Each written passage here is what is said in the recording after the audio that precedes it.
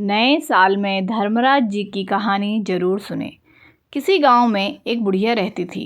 वह बहुत नियम धर्म से व्रत रखा करती थी। एक दिन भगवान के घर से यमदूत उसे लेने आ गए और वह उसके साथ चल पड़ी। चलते चलते एक गहरी नदी आई तो यमदूत बोले कि माई, तुमने गोदान की हुई है या नहीं। बुढ़िया ने उसकी बात सुनकर मन में श्रद्धा से गाय का ध्यान किया तो वह उनके समक्ष आ गई और बुढ़िया उस गाय की पूंछ पकड़कर नदी पार कर गई। वह यमदूतों के साथ फिर आगे बढ़ी तो काले कुत्ते आ गए। यमदूत फिर बोले, कुत्तों को खाना दिया था। बुढ़िया ने मन में कुत्तों का ध्यान किया तो वे रास्ते से चले गए।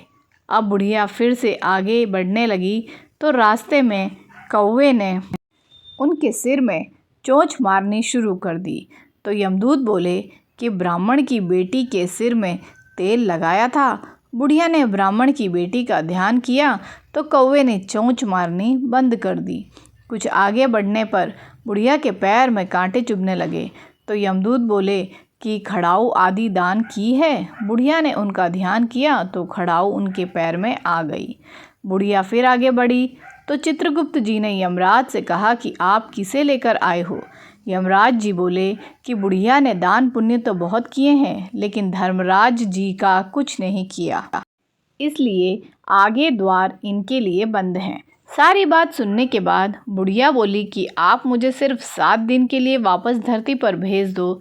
मैं धर्मराज जी का व्रत और उद्यापन करके वापस आ जाऊंगी। बुढ़िया माई वापस धरती पर अपने गांव आ गई और गांव वालों ने उसे भूतनी समझकर अपने दरवाजे बंद कर दिए। वह जब अपने घर गई तो उसके बहू बेटे भी दरवाजे बंद करके बैठ गए। बुढ़िया ने कहा कि मैं भूतनी नहीं हूँ, मैं तो धर्मराज जी की आज्ञा से वापस धरती पर 7 दिन के लिए आई हूँ।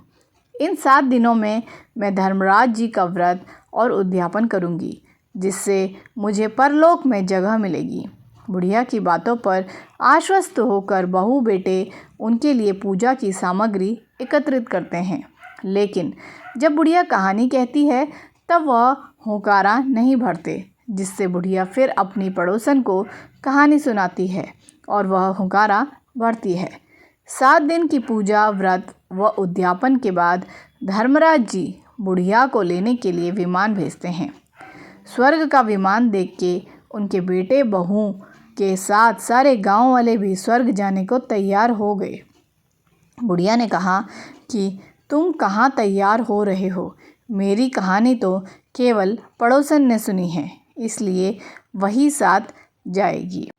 सारे गांव वाले बुढ़िया से धर्मराज की कहानी सुनाने का आग्रह करते हैं। तब बुढ़िया उन्हें कहानी सुना देती है।